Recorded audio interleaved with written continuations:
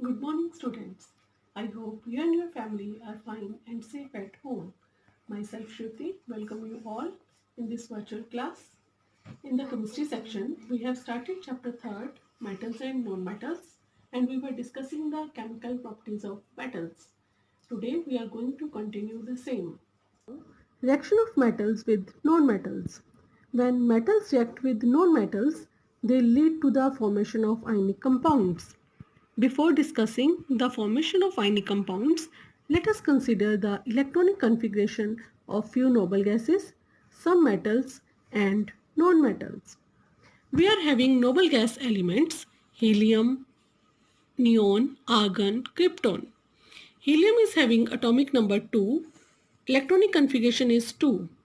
Neon is having atomic number 10, electronic configuration is 2,8.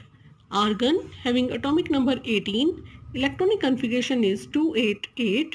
Krypton is having atomic number 36, electronic configuration is 2,8,18 and 8.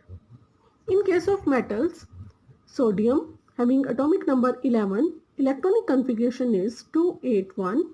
Magnesium atomic number 12, electronic configuration is 2,8,2. Aluminium atomic number 13, electronic configuration is 2,8,3. Potassium atomic number 19, electronic configuration is 2,8,8,1. And calcium atomic number 20, electronic configuration is 2,8,8,2. In case of non-metals like nitrogen having atomic number 7, electronic configuration is 2,5. Oxygen atomic number 8, electronic configuration is 2,6. Fluorine atomic number 9, electronic configuration is 2,7. And sulfur atomic number 16, electronic configuration is 2,8,6. And chlorine atomic number 17, electronic configuration is 2,8,7. Since helium has a complete duplet means having 2 electrons in the valence shell, while the other noble gases have complete octet. Octet means having 8 electrons in the valence shell. According to Bohr-Bury rule, they are the most stable elements. Their atoms don't have any desire to take part in the chemical reaction. In case of metals and non-metals, they have a desire to achieve the same. They want to achieve the noble gas configuration. So, metals can have the noble gas configuration when the atoms lose electrons present in the valence shell. And similarly, non-metals can attain the noble gas configuration when they will gain certain number of electrons in their valence shell. So, atoms as a whole are neutral. That is, they have the same number of protons and electrons. What would happen if the metals will lose electrons? When metals will lose electrons, they can attain the electronic configuration to 8. In case of sodium, in case of magnesium, when it will lose 2 electrons, then it will attain the configuration to 8. These configurations are similar to that of neon, that is a noble gas. In case of non-metals like nitrogen, it will gain 3 electrons and attain noble gas configuration similar to that of neon. Oxygen, it will also gain 2 electrons and it will attain the noble gas configuration similar to that of neon. But when the atom lose or gain electrons, like if I have metals, like metal M is there and it is losing n number of electrons, it will attain the same charge on it and that will form a cation. By accepting non-electrons, non-metal attain a negative charge on them. When metals lose electrons and non-metals gain electrons, they attain charges on them, and when these oppositely charged ions are drawn closer due to electrostatic force of attraction, they result in formation of a bond, and that bond is known as ionic bond.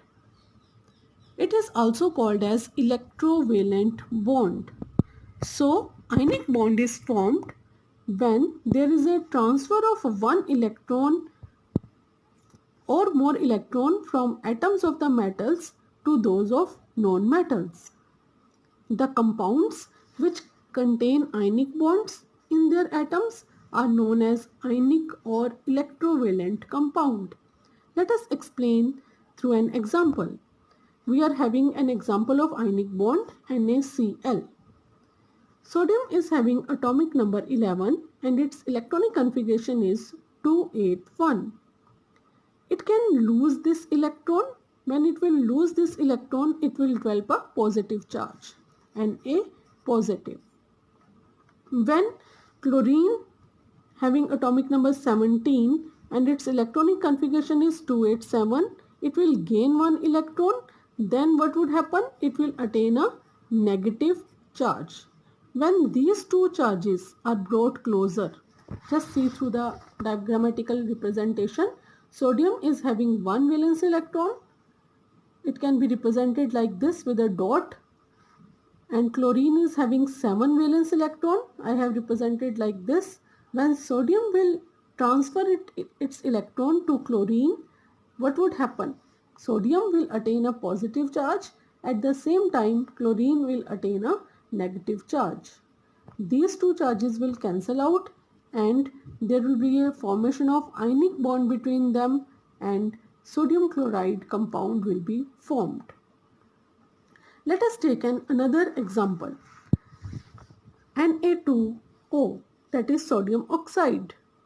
Sodium is having one valence electron and oxygen is having 6 valence electrons in its outermost shell.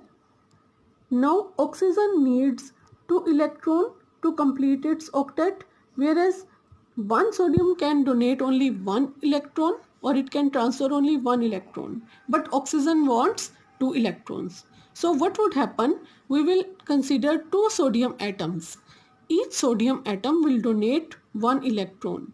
1 electron will be transferred from this sodium, another electron will be transferred from this sodium atom to oxygen.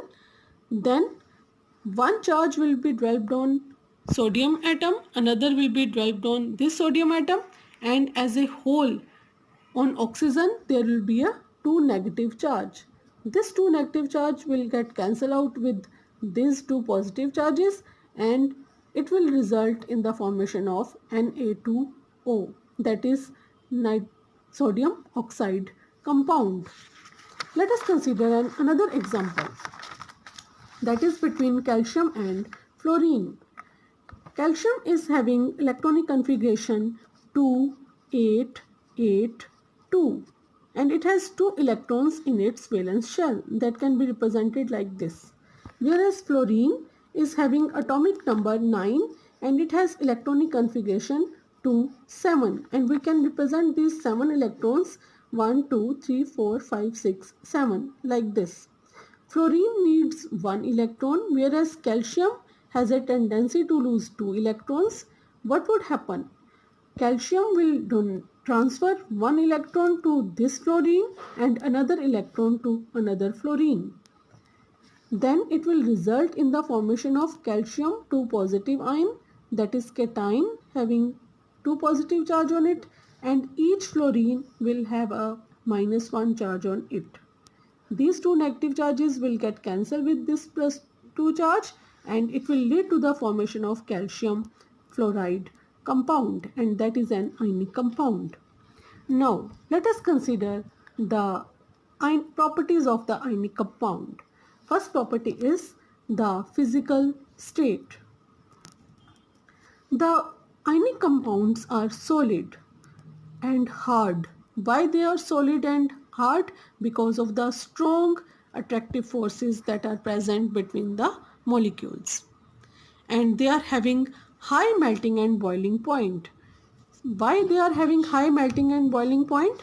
Because they have strong forces of attraction.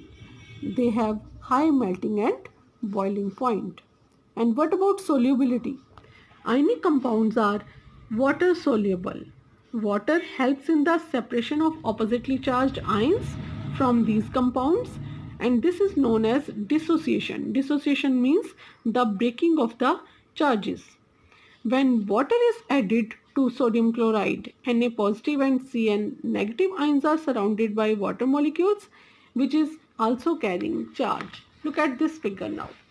Sodium is having a positive charge and chlorine is having a negative charge. The water molecules get surrounded around these charges. Hydroxyl ion will attract toward sodium, whereas H plus ions will attract toward negative ions, and this will help them to make them soluble in the water. And when they are diluting, or you can say that they are being hydrated, energy is being released that help them to dissolve in the ions. They help them to dissolve in water.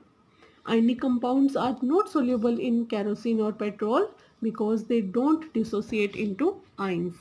Ionic compounds are not soluble in kerosene or petrol. Kerosene or petrol don't break into ions. If ions are not formed in kerosene and oil, how they can dissolve in ionic compounds? And the last important property is electrical conductivity. Ionic compounds are good conductor of electricity.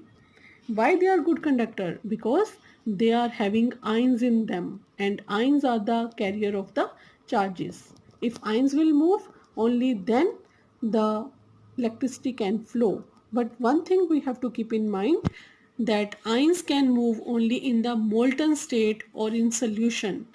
When ionic compounds are in solid form, they will not show electrical conductivity. They can show electrical conductivity only in the molten or in the solution form. In recapitulation, we have learnt about the formation of ionic compounds. Ionic compounds are formed by the transfer of electrons from metals to non-metals. We can understood like if we are having a boat and metals and non-metals are sailing on it, the side of the boat has tilted toward metals. It has extra balls, or you can say that it has extra electrons. When it will transfer the electrons to non-metal, then there will be a balance between them and they will be sharing a bonding between them, and that bonding is called as ionic bonding, and both will be happy. In homework part, just try out to draw the structure of magnesium oxide and magnesium chloride. Stay home, stay safe. Thank you.